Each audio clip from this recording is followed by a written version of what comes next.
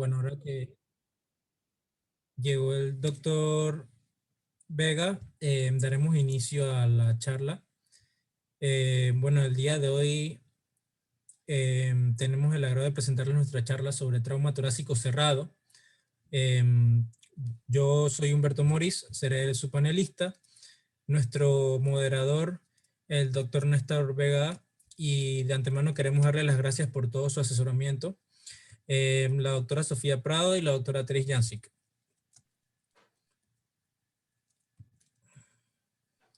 Bueno, estaremos hablando de trauma torácico cerrado. Como introducción les puedo decir que el trauma es la tercera principal causa de muerte después de las enfermedades cardiovasculares y el cáncer. Sin embargo, el trauma es la causa más común de muerte en las primeras 4 décadas de la vida. Aunque las lesiones relacionadas con el trauma pueden ocurrir en muchas partes del cuerpo, 1 de cada 4 pacientes traumatizados mueren debido a una lesión torácica o sus complicaciones. El trauma torácico sigue siendo un problema grave, dado que los accidentes de tránsito siguen en aumento y ocurren aproximadamente en el 60% de los pacientes con politraumatismo y tienen una mortalidad del 20-25%. Bueno, el trauma así a medidas generales se puede dividir en 2 tipos, penetrante y contundente. Los penetrantes, como las heridas cortantes y por arma de fuego, pueden ser perjudiciales para la integridad del tejido. Y las lesiones contundentes pueden dañar al órgano y las estructuras debajo del tejido sin interrumpir con la integridad del mismo. Los mecanismos más comunes son las caídas de altura, los accidentes de tráfico y los accidentes laborales. Es importante entender que el mecanismo de la contusión es el 70% de todos los traumas torácicos son por contusión y es muy importante conocer su mecanismo. Además, el trauma torácico cerrado representa el 15% de todos los casos de traumatismo en el mundo. En el abordaje inicial de pacientes con traumatismo torácico vamos a ver 6 condiciones que mis compañeras le van a explicar a más detalle posteriormente, pero estos son la obstrucción de las vías respiratorias, el neumotórax a tensión, neumotórax abierto, hemotórax masivo, tórax inestable y taponamiento pericárdico. Estos deben ser investigados, identificados y tratados de inmediato. Es importante mencionar que las lesiones pulmonares y de la pared torácica causadas por una contusión incluyen muchos órganos, tejidos y sistemas, entonces se necesita un enfoque multidisciplinario para los pacientes. Y hay que recalcar que solamente el 10% o menos de los pacientes con trauma torácico cerrado requieren tratamiento quirúrgico. Y los pacientes restantes pueden ser tratados de forma conservadora, con una serie de tratamientos simples como estabilización de la vía aérea, soporte de oxígeno, reanimación con líquidos y control adecuado del dolor. También es importante recordar que una escala de Glasgow baja en pacientes con trauma torácico cerrado es altamente predictivo de mortalidad. Ahora les cedo la palabra a mis compañeras.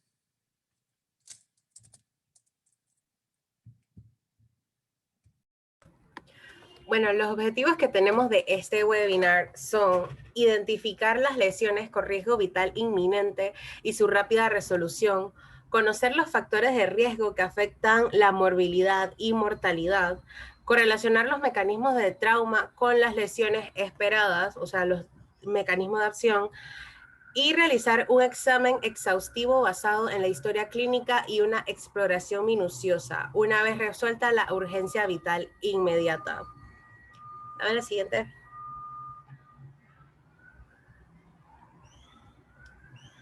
Bueno, no, antes de esa.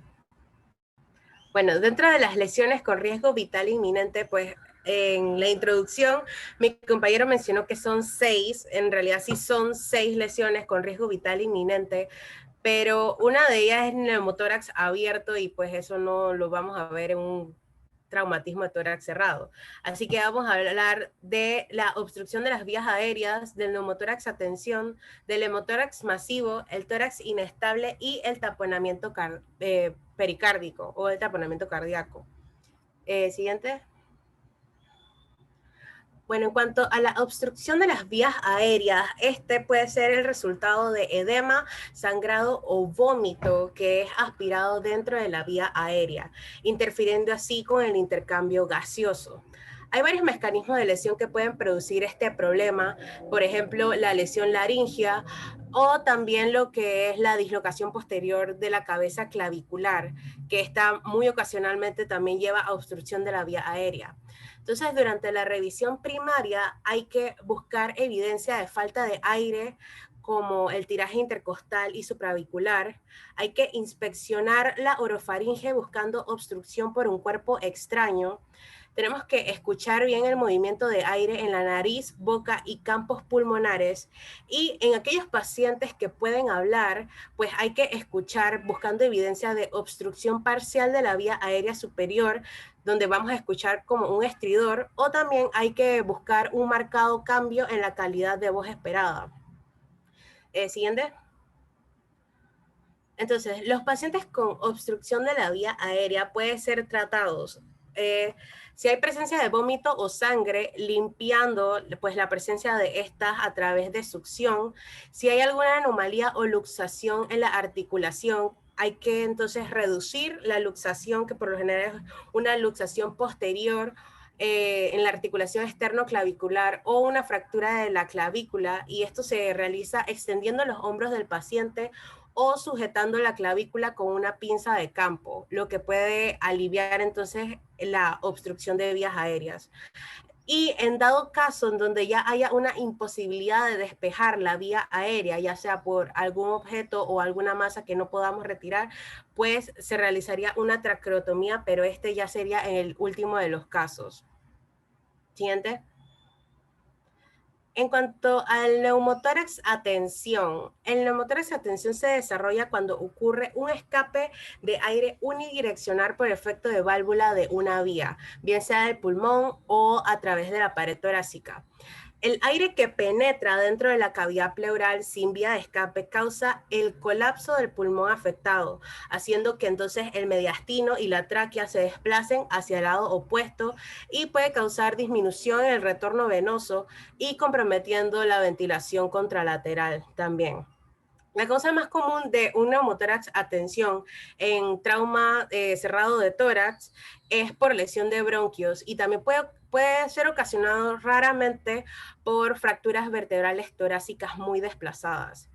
En cuanto al diagnóstico del neumotórax a tensión, este se caracteriza por dolor torácico, disnea, taquipnea y taquicardia, puede haber dificultad respiratoria, hipotensión debido a la disminución del retorno venoso, desviación traqueal hacia el lado opuesto a la lesión, ausencia unilateral de ruidos respiratorios.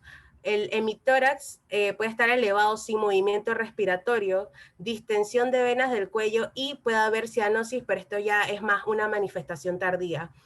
Y aunque tengamos también varios signos que también nos puede ayudar a diagnosticar un neumotórax a tensión, hay 3 signos que se acercan casi el 100% de las veces al diagnóstico de neumotórax a tensión, que vendrían siendo la ausencia de ruidos respiratorios, la presencia de enfisema subcutáneo y una desaturación en la ventilación mecánica.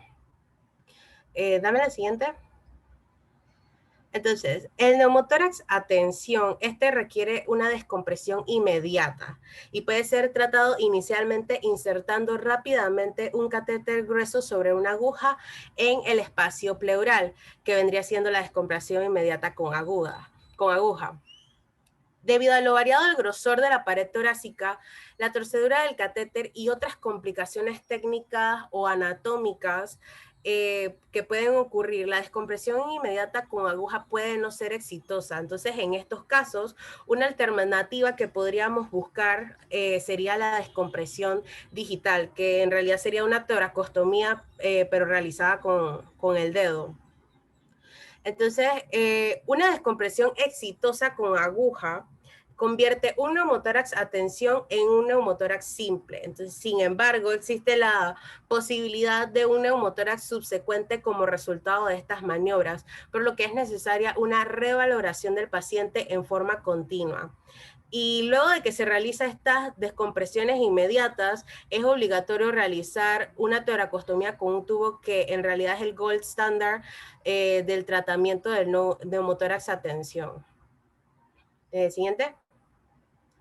Bueno, el hemotórax masivo. El hemotórax se define como el líquido entre la pleura visceral y parietal que representa el 50% o más del hematocrito de sangre periférica. En los traumatismos cerrados, el hemotórax suele estar causado por una lesión de los vasos intercostales o de los vasos pulmonares interparenquimatosos debido a fracturas costales. E incluso también puede ocurrir debido a fracturas de vertebrales, pero a pesar de que estas lesiones se pueden dar por fracturas, también puede haber la presencia de un hemotórax masivo sin fracturas costales. Siguiente. Bueno, en cuanto al diagnóstico, como el resultado del hemotórax, los síntomas de hipovolemia pueden ocurrir en pacientes debido a la pérdida de sangre. Cabe señalar que se pueden acumular hasta 6 litros de sangre en el espacio pleural y al mismo tiempo el hemotórax puede causar atelectasia en los pulmones y causar dificultad respiratoria. Y vamos a poder ver en estos pacientes el aplanamiento de las venas del cuello, hipotensión, taquicardia, una disminución del ruido respiratorio y matidez a la percusión, que también al examen físico podríamos diferenciar el hemotórax de un neumotórax a tensión porque a la percusión el hemotórax escuchamos matidez y en el neumotórax logramos escuchar una hiperresonancia. Siguiente. Bueno, el hemotórax masivo inicialmente es tratado en forma simultánea con la restitución del volumen sanguíneo y la descompresión de la cavidad torácica. Entonces, para la restitución de volumen sanguíneo hay que colocar vías endovenosas de un calibre grueso, hay que infundir cristaloides y hay que iniciar transfusión de sangre no cruzada o de tipo específico.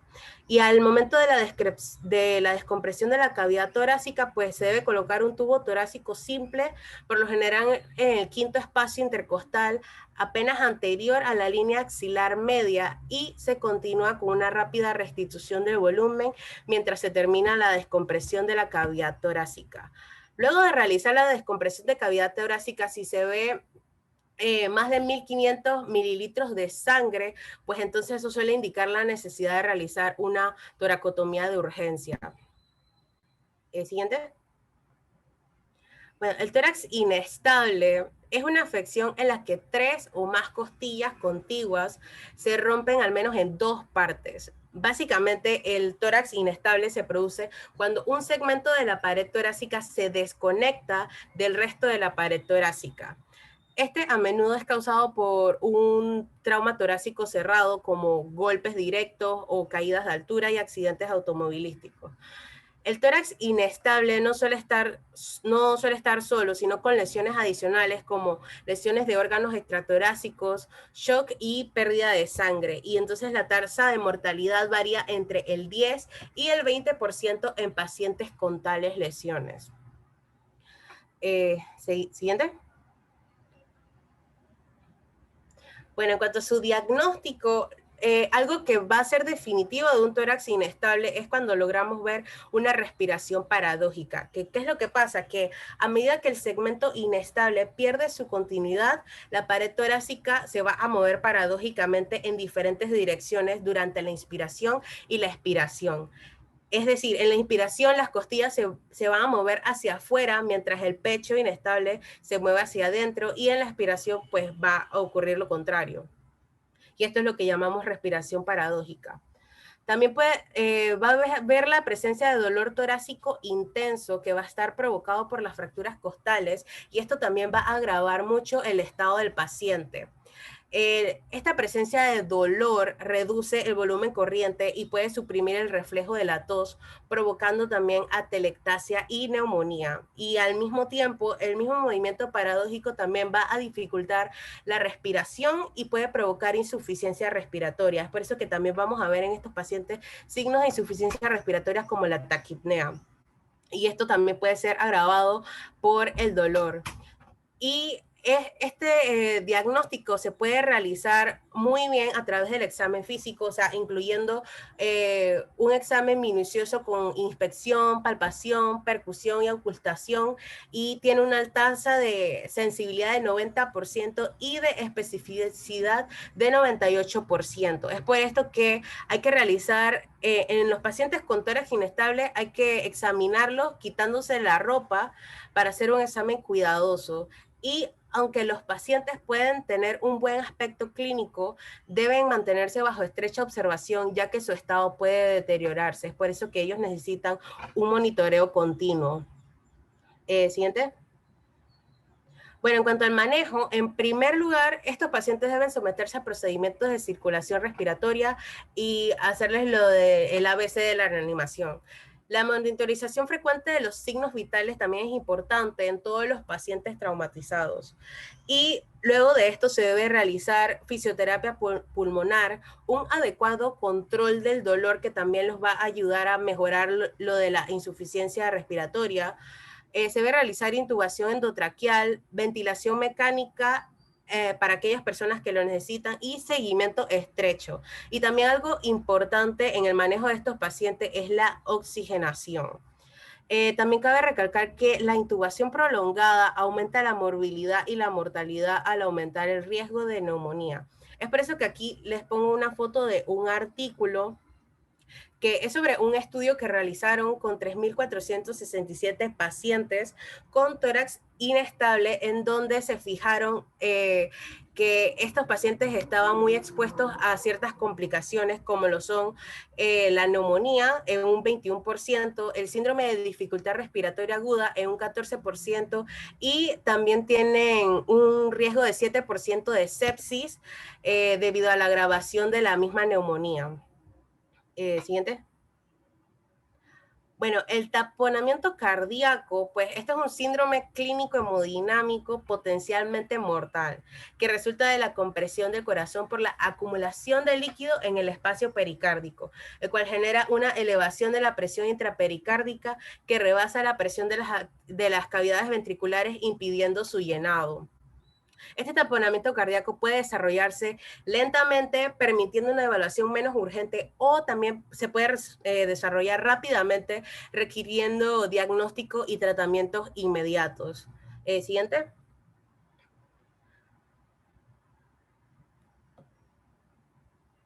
Siguiente, Humberto.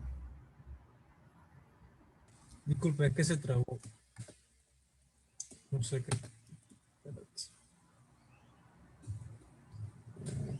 Intenta abajito tocar si les parece una flechita en la esquina inferior izquierda. Ya, ahora sí. Ok, en cuanto al diagnóstico, pues hemos escuchado hablar bastante sobre la triada de Beck, que nos sugiere taponamiento cardíaco, que incluye los ruidos cardíacos apagados, la hipotensión y la distensión de venas del cuello. Pero estas no se presentan uniformemente. Es más, los ruidos cardíacos apagados son difíciles de valorar en una sala de reanimación muy ruidosa, y también las venas del cuello distendidas pueden no estar presentes debido a la hipovolemia. Puede haber signo de Kussmaul, que es la distensión de las venas con la inspiración, cuando el paciente está respirando espontáneamente, y en verdad es una verdadera normalidad paradójica de la presión venosa que también se asocia con el taponamiento cardíaco. Entonces, la evaluación ecográfica focalizada en trauma, o sea, el FAST, es un método rápido y preciso para ver imágenes del corazón y pericardio que puede identificar con efectividad un taponamiento cardíaco. Y es preciso en un 90 a 95% de los casos en identificar la presencia de líquido pericárdico. Siguiente.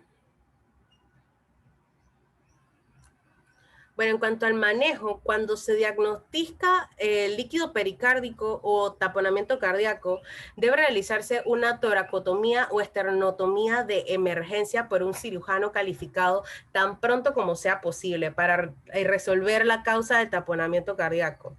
Y se debe realizar la administración de líquidos intravenosos para subir la presión venosa y mejorar el gasto cardíaco de forma transitoria mientras que se prepara para la cirugía al paciente. Si la intervención quirúrgica entonces no es posible, la pericardiocentesis puede ser terapéutica, pero no constituye un tratamiento definitivo para el taponamiento cardíaco. Y cuando una pericardiocentesis subsifoidea es utilizada como una maniobra temporaria, es ideal el uso de un catéter grueso sobre la aguja o utilizar la técnica de Seldinger para insertar un catéter flexible, pero la prioridad es aspirar la sangre del saco pericárdico. Y bueno, debido a que con las técnicas de inserción a ciegas, las complicaciones son mucho más comunes, es por esto que la pericardiocentesis debe representar una última medida salvadora de vida en un medio donde no hay un cirujano calificado disponible para realizar una toracotomía o esternotomía.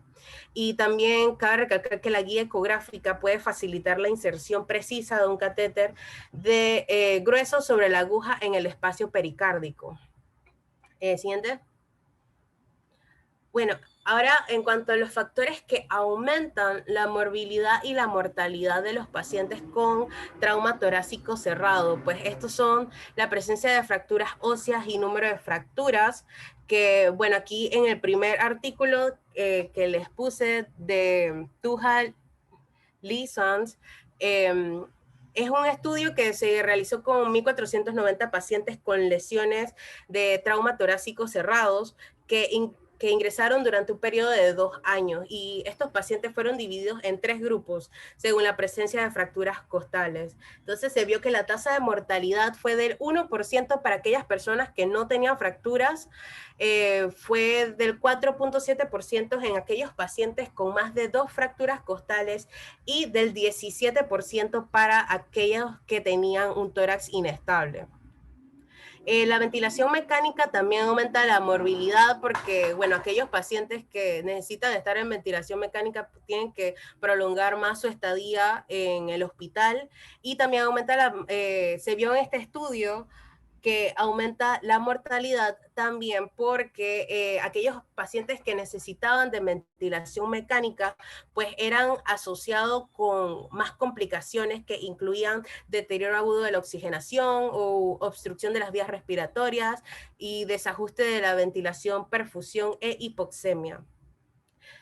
Otros factores que aumentan la morbilidad y mortalidad, que bueno, todos fueron en conjunto en este último artículo que fue de Battle, que las enfermedades pulmonares crónicas, el traumatismo cráneoencefálico, la hipotensión, el traumatismo extratorácico y sobre todo la baja puntuación de Glasgow son factores muy predictores de alta mortalidad y morbilidad en estos pacientes con trauma torácico cerrado.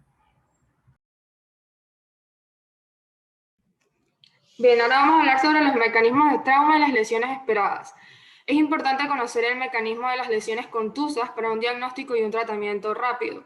La gravedad de la lesión puede depender tanto de la fuerza como de la duración del impacto contundente, así como de la lesión por desaceleración, desaceleración y el daño por compresión que ocurre durante el trauma. Entonces vamos a ver 4 mecanismos de traumatismo torácico cerrado, que son el impacto directo en el tórax, la compresión del tórax, la aceleración, desaceleración y las explosiones. Siguiente, Humberto, por favor.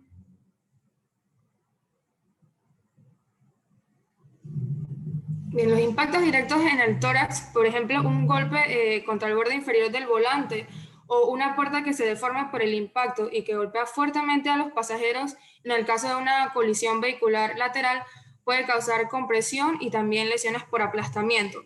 El impacto directo sobre el tórax más el impacto de las vísceras contra la pared costal rígida pueden causar transección de los vasos y también rupturas de la vía aérea en puntos fijos. Si tenemos una lesión cardíaca contusa, puede dar como resultado contusión miocárdica, ruptura de las cámaras cardíacas, disección o trombosis de las arterias coronarias y disrupción valvular. La ruptura cardíaca se puede presentar como un taponamiento cardíaco y debe ser reconocida en la revisión primaria. Siguiente, Humberto. En la compresión torácica, esta suele ser causada tanto por aplastamiento, accidentes laborales y caídas de alturas.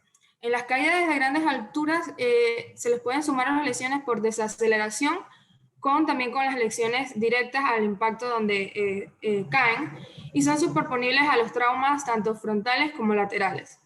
Y los aplastamientos tienen consecuencias muy graves.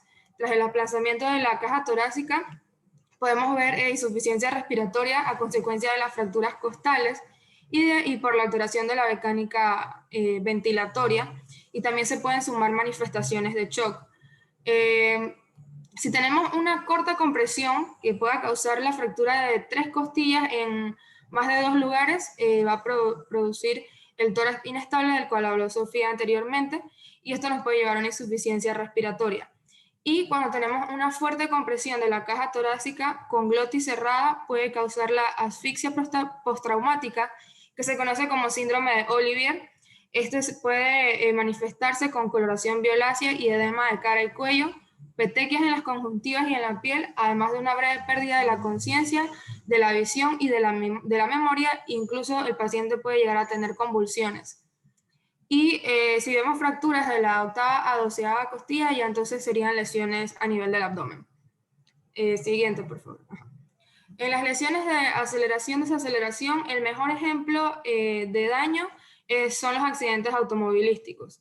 La mayoría de los traumas torácicos cerrados son causados por los accidentes de autos y también por las caídas de altura. Y en el caso de los accidentes automovilísticos, pues los pacientes más comunes con traumas van a ser peatones, los conductores y los motociclistas. Aquí vamos a ver puede ser causados, por ejemplo, por impacto frontal del vehículo, que estos van a ser lesiones de la pared torácica anterior, las que vamos a encontrar, como la contusión miocárdica, neumotórax, contusión pulmonar, y en casos de grandes desaceleraciones pueden haber rotura de grandes vasos, fundamentalmente de la aorta. Y si los pacientes no portaban cinturón de seguridad al momento del accidente, pues las lesiones van a ser más graves. En el impacto lateral van a haber traumas en la pared torácica como contusión pulmonar, neumotórax y también rupturas de diafragma. En los casos de expulsión de vehículo, el hecho de salir despedido, según algunos autores consideran que va a multiplicar hasta por 300 la gravedad de las lesiones y la mortalidad. Y se debe descartar las rupturas de aorta torácica. En las lesiones por vuelco podemos observar cualquiera de las lesiones que hablamos anteriormente, sobre todo si no llevaba el cinturón de seguridad. En el caso de atropello, si el paciente es adulto, no es común encontrar lesiones torácicas, pero si se trata de niños, debido a su estatura, las lesiones sí van a ser torácicas, y pues también, además de aceleración, también por golpe directo. Y en el caso de los motociclistas, las lesiones son superponibles a los mecanismos que hablamos en expulsión de vehículo. Siguiente, Humberto. En las explosiones, las manifestaciones típicas van a ser contusiones pulmonares y neumotórax. Las lesiones que son causadas por artefactos explosivos ocurren a través de varios mecanismos, incluyendo heridas por penetración de fragmentos y las lesiones contusas si el paciente es lanzado o golpeado por los proyectiles. Así que el médico debe considerar la posibilidad de que estos pacientes, además de las lesiones contusas, puedan tener lesiones penetrantes. Y los pacientes que se encuentran cercanos al origen de la explosión pueden sufrir lesiones adicionales en otras áreas como las membranas timpánicas e incluso el intestino, pero pues en tórax más que nada los pulmones. Y también hay que tener en cuenta que las manifestaciones pueden ser retardadas. Y los mecanismos de lesión de esta incluyen lesiones primarias, que son consecuencia del efecto directo de la onda expansiva y afectan principalmente los órganos que contienen gas como los pulmones. Las lesiones secundarias resultan de golpes recibidos a causa de objetos y de escombros que son lanzados de forma acelerada por la explosión. Las lesiones terciarias son causadas cuando el paciente son lanzados a causa del estallido, y las cuaternarias son otras lesiones como quemaduras y lesiones por aplastamiento. Siguiente. La historia clínica y el examen físico Pues los hallazgos clínicos revelan que todas las estructuras del tórax pueden dañarse, como los tejidos de la pared torácica, las costillas, el pulmón, la pleura, los grandes vasos, el diafragma, el corazón y todas las estructuras mediastínicas. Entonces, se puede considerar en algunas personas que la historia clínica y el examen físico estén en un segundo plano debido al diagnóstico por métodos de imagen. Sin embargo, siguen siendo una parte integral del diagnóstico. Es cierto que pueden ser, podríamos decir, insuficientes en el diagnóstico de los pacientes traumatizados, pero la historia clínica y el examen físico son la base de un enfoque holístico del diagnóstico, pues acompañado con los métodos de imagen.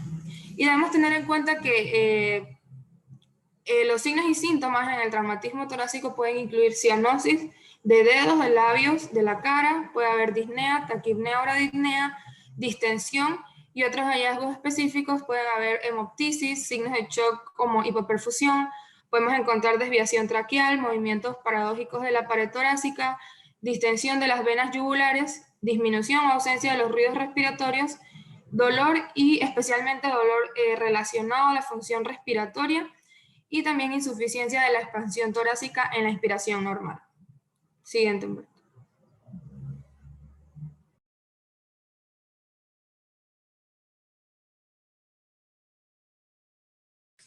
Bueno, como les mencioné al inicio, estos accidentes, 50-60% de las muertes ocurren en el momento del accidente y el 25 y el 30% ocurre dentro de las primeras 24 horas. Por ende, la importancia del clínico de identificar el mecanismo de lesión y proveer tratamiento y soporte de inmediato es de suma importancia.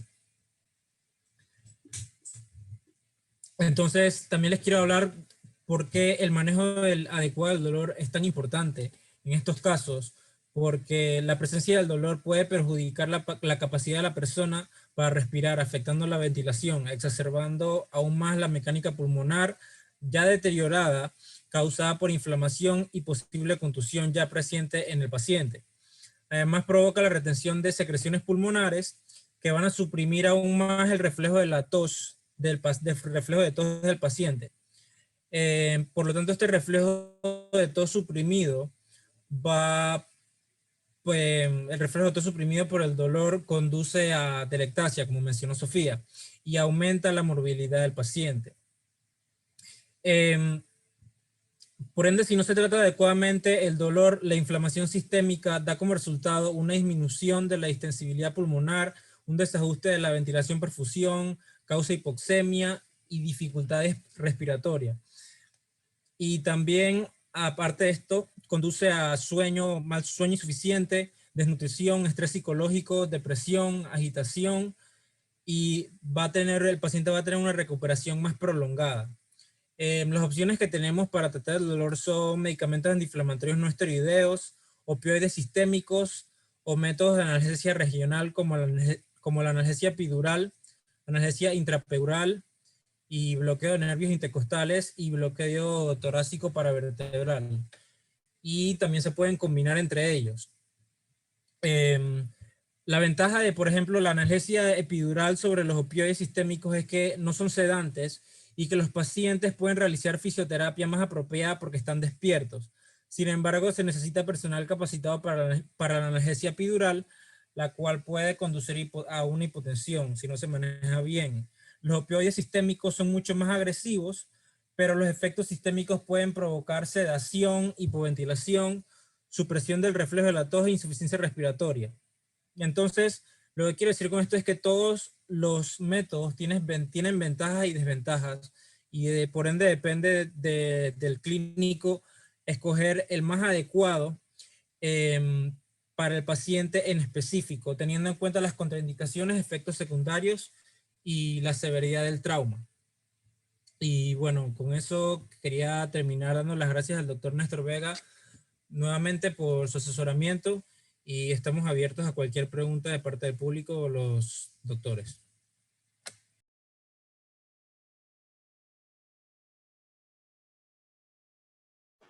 Ahí tienen en el chat, tienen una pregunta, Humberto. Ok, voy a verlas. A ver. Chat dice. Ok.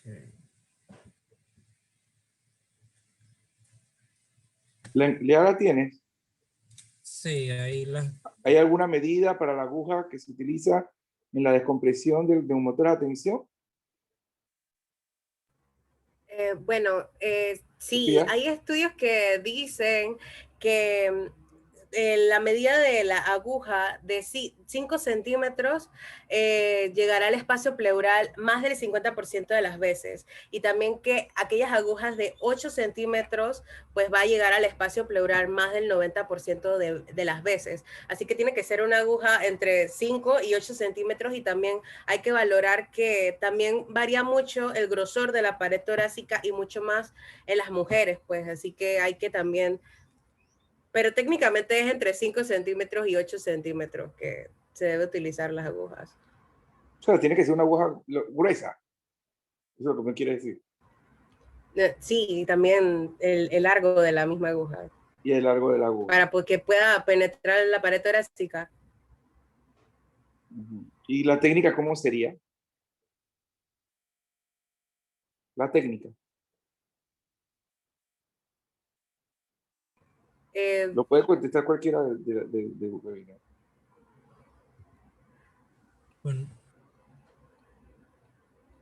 Bueno, podría ser insertar la aguja en el quinto espacio intercostal, un poco antes de la línea axilar media.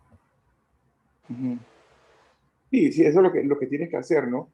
Uno rápidamente, tú introduces la aguja, ¿ok? Inmediatamente tú vas a sentir que el aire va a salir, inmediatamente. Acá es algo muy importante, ya que en la última edición, y esto es lo bueno de los webinars, que ustedes tienen que actualizarse, ya se cambió, sobre todo para la ATLS, ya no se pone en el segundo espacio intercostal línea media clavicular, sino que ya se coloca a nivel del quinto espacio intercostal entre la línea axilar anterior y media. Que por ahí mismo vas a poner el tubo pleural. ¿Sí? Así que sí es importante eso. ¿Qué hallazgo encontramos en una ruptura diafragmática? bueno, en la Humberto. ruptura diafragmática va a depender directamente del mecanismo de. Los Exactamente. hallazgos que se verán van a depender del mecanismo de la lesión del paciente. Entonces, lo que sí les puedo decir es que viendo específicamente sobre la ruptura diafragmática, se confirma, es un reto diagnóstico porque es difícil de diagnosticar, y se confirma con la tomografía computarizada. Estas rupturas diafragmáticas pueden provocar hernias, dependiendo del tamaño de la ruptura, puede provocar hernias de vísceras del contenido abdominal hacia la cavidad torácica. Y dependiendo del mecanismo, vamos a ver diferentes signos que nos va a presentar el paciente. Ahí tú mencionaste, cuando hablaste muy bien sobre los diferentes mecanismos de trauma, ¿en cuál de todos los mecanismos de trauma hay no sé si lo encontraste, hay una mayor probabilidad de ruptura de diafragma? En las lesiones de aceleración-desaceleración son más comunes, sobre todo si los impactos son laterales, se pueden encontrar las rupturas de diafragma. O sea, laterales. Las laterales donde mayor se encuentra. Y eso, usted lo dice muy bien, es un reto, no es fácil. Uno le toma una radiografía. Acuérdense que los pacientes estos están acostados, la gran mayoría de las veces. Digo, al menos que si sea una ruptura bien grande, la vas a ver, pero es un reto. Es un reto y es importante. Por eso que la parte del mecanismo de trauma es sumamente importante porque, y ahí está el doctor Victoria presente, no es lo mismo un tratamiento de una hernia diafragmática aguda, o sea, en el momento, a que, como tú dijiste, son hernias pequeñas, pero a los 5 años o a los 4 años después tienes una hernia crónica wow, la mortalidad del paciente es bien importante. Entonces, para nosotros en trauma, ya sea penetrante o no penetrante, nosotros tenemos que descartar a como de lugar una lesión de una hernia diafragmática. Porque una lesión de una hernia diafragmática tardía es bien difícil manejarlo crónicamente. Y hemos encontrado pacientes en el cual, mira tú, en el cual el paciente tuvo un trauma y no se le hizo el diagnóstico. Y el paciente, porque también hay pacientes que son, como yo digo, son frequent shopper de trauma y tuvieron un trauma de que a los 5 años o por decir así, al año. Y entonces le toman una placa de tórax en el segundo trauma y entonces ven una imagen como si pareciera un neumotórax y le ponen el tubo pleural. Y voilà. Y no le han hecho. Y el paciente, acuérdense que el paciente puede tener un Glasgow de 3 o está completamente inconsciente, no te puede dar una historia. Y entonces hemos encontrado que médicos que confunden, dicen, tengo un trauma, tengo un neumotórax o tengo un hemotórax, y entonces le ponen el tubo pleural. Y adivinen a dónde le ponen el tubo pleural. Le ponen el tubo pleural ya sea en el estómago, ya sea en el intestino o en el colon, y eso es un dolor de cabeza. Es un dolor de cabeza porque te provoca empiema, los pacientes es bien severos. O sea que es importante lo de la hernia diafragmática. No sé si tienen, es muy importante eso. Lo de la técnica de Seldinger. Sí, la técnica de Seldinger. Sofía no es la experta, ¿no? Es Humberto. Bueno, sí, la técnica de Seldinger pues, es una técnica que se utiliza para cateterización percutánea, donde se utiliza una guía. Entonces lo que se hace es que se introduce una guía metálica a través de la luz de la cánula con la que se realiza la punción. Y entonces luego el catéter que se desea insertar, pues ese es el que se inserta con ayuda de la guía metálica. Entonces luego se retira la guía y el catéter queda adentro. Y esto es más que todo para, pues, por ser redundante, para tener una guía y ser más exactos y precisos de dónde se va a colocar el catéter. Sí, esto hace posible visualizar los vasos o las masas sin necesidad de acceder quirúrgicamente para ver. Pero ahora se está utilizando, ¿qué está utilizando ahora para ayudar a esas técnicas? Sustancias radiopacas. No, estás en el cuarto de urgencia. Se utiliza la ecografía. Eso, el ultrasonido. Utiliza el ultrasonido, ¿ok? Utiliza el ultrasonido.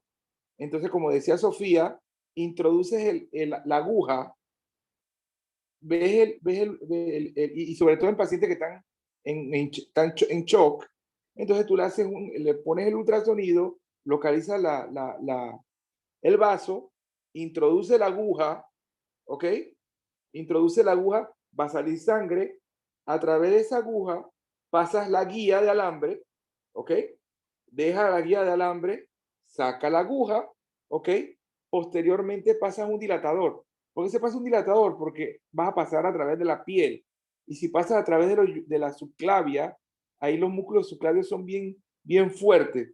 Por eso tenemos que pasar un dilatador para que posteriormente sacamos el dilatador y pasamos el catéter, ¿ya? Y esa es la técnica de Seldinger.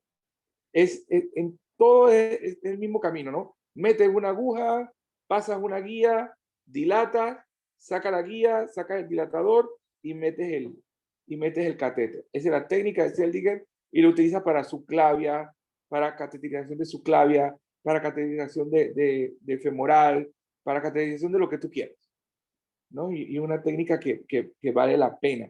Y dijeron algo de ahí de la técnica de Seldinger en taponamiento cardíaco. Sí, eso es se utilizaría en caso tal para colocar el catéter en el espacio pericárdico, o sea, a través con una guía, es una de las opciones. Wow, sí se puede hacer, pero definitivamente allí cuando tú dijiste algo importante, y creo que para que le quede bien claro, cuando tú haces una pericardiocentesis, ¿en qué situaciones? Es verdad, en un taponamiento cardíaco. Cuando, o sea, cuando no existe, o sea, cuando no está el cirujano para realizar una toracostomía. No, pero que yo no voy a, el cirujano no va a llegar a hacer una toracotomía en el cuarto de urgencia. Pues no es cierto. Digo, sí, sí se puede hacer, en ciertos lugares sí, ¿no? En ciertos lugares que sí, haya de todo, tenga el cepa abrir el tórax y demás, sí se puede hacer. ¿Ya? Pero nosotros, por lo menos en el Santo Tomás, que lo tenemos ahí mismo, nosotros tenemos que subir el primer piso y ya quedamos allí y se le puede hacer una toracotomía. ¿Ya? Así que, pero sí, taponamiento cardíaco le puedes hacer una pericardiocentesis. También un paciente, ejemplo, un paciente que tenga una lesión penetrante y el paciente cruzó el cuarto de urgencia y llegó a trauma y el paciente cayó en paro, entonces, y tú sospechas porque está el área de donde se encuentra el área de lesión cardíaca, entonces tú le puedes hacer la pericardiocentesis. Y créanlo que hemos sacado, también está el doctor Victoria, digo, no la gran mayoría, nos da la chance a que inmediatamente sacamos esa pequeña cantidad de sangre y eso nos da la oportunidad de subirlo al salón y hacer la toracotomía rápidamente, abrir el pericardio y entonces hacer el control de la lesión cardíaca. ¿Ya? Pero es interesante, ¿no? Es interesante. ¿Existe tratamiento para el tórax inyectable, quirúrgico para el tórax inyectable? Me gustó porque lo iba a preguntar, ¿ah? ¿Qué encontraron de eso? Bueno, o sea, sí hay, que es la reducción abierta y la fijación interna que se realiza con placas, que leí que se utilizan de titanio, pero, o sea, han habido estudios que dicen que sí disminuye la estadía del hospital y sí funciona, pero que de por sí todavía no es aceptable, porque en los estudios que se ha realizado para esta técnica quirúrgica, la muestra es muy pequeña y todavía como que no han encontrado en sí las indicaciones para la cirugía, pues. No, habría que revisar, Sofía, porque creo que sí, y creo que sí se está haciendo. Anteriormente no se hacía tanto, pero yo sí estoy observando que los cardiovasculares están haciendo eso. Hay algunos que sí, algunos que no, pero sí lo están haciendo. Sí lo están haciendo. Yo creo que por mejoría del instrumental para utilizar y se están haciendo. Y se están haciendo. Por supuesto que tendríamos que estudiar más y ver más artículos sobre cuáles las ventajas de eso. Y lo dijeron muy bien, creo que fue Humberto. No, tú fui la que dijiste. ¿Por qué? Porque una de las morbilidades de los pacientes de tórax es la inhabilidad para el movimiento de toda esa secreción que tiene el paciente. ¿Ok? Entonces, eso te produce neumonías. Te produce neumonías que aumentan más la morbilidad y la mortalidad del paciente. ¿Ya? Así que, algo más, alguien que quiera hacer algún aporte. Miren, estos webinars a mí me encantan. Y es bueno, ya no nos sentamos, pero tratemos de, que fue lo que cuando estuvimos hablando, cuando vamos a hacer un webinar, no dar una clase. Ya, por lo menos, 25% fue casi una clase. La última parte me encantó porque sí fue todo algo como nuevo, algo novedoso. Hablamos hablamos de la parte de los mecanismos de lesión, tú hablaste de los artículos, o sea, hice más al fondo del asunto. Ya nosotros sabemos que, bueno, que el trauma torácico es muy frecuente y cómo se debe manejar, pero nosotros tenemos que dar un poquito más. Y el poquito, no el poquito más, tenemos que dar bastante más de lo que nosotros como profesores no podemos abarcar. Nosotros podemos darle un pantallazo. Entonces es importante que ustedes ya tengan esa costumbre de profundizar, va a ir más al fondo de la patología, que nosotros le damos un repaso amplio. Y por eso que le decía, o sea, si se va a hablar, se habla en un punto, en un detalle. No voy a hablar trauma torácico, penetrante y cerrado. Eso es como para dar como tres horas de webinar. Pero si se van a un punto y ese único punto a ustedes le queda, wow, para ustedes creo que es bien importante. Es bien importante para su formación, y eso es lo que nosotros, es el objetivo de los profesores de la cátedra, dirigido por el doctor Victoria y todo lo demás que estamos ahí. Nos gusta esa parte de que vayan al meollo, de granen y vayan al punto que nos pueda servir en un futuro en nuestra profesión, porque ya le dimos la clase. Pero estuvo bastante bien. Saben el tema. Lo otro, usted nada más que son 51 estudiantes, porque eso es lo que yo tenía allí. O sea, yo tengo, bueno, ahora son 43, imagínate. Y ahí sacamos al doctor Victoria y yo. O sea que realmente nada más que hay 41. ¿Cuántos estudiantes son ustedes? 64, doctor. Entonces, me haces el favor, Humberto.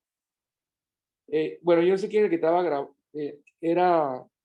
Humberto estaba grabando. No, yo no estaba grabando. ¿Quién estaba grabando? Es Esther. Sí, doctor. Esther, por favor, yo quiero que tú me pases los nombres de eso, porque esos nombres yo se los voy a mandar de los que participaron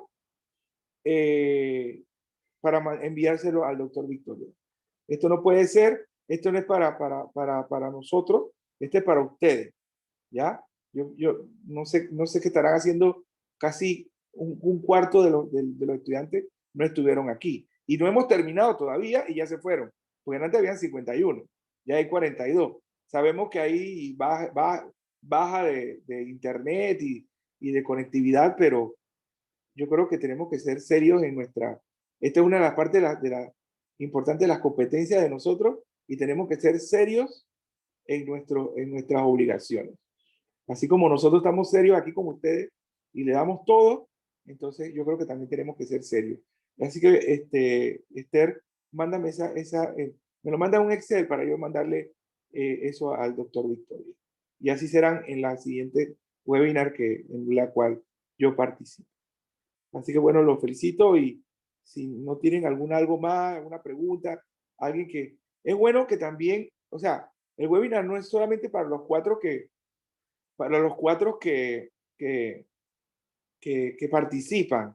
También otros pueden participar y decir, oiga, mira que encontré un artículo así, y lo discutimos, y eso engrandece un poquito más y da más importancia a los webinars. Así que los felicito.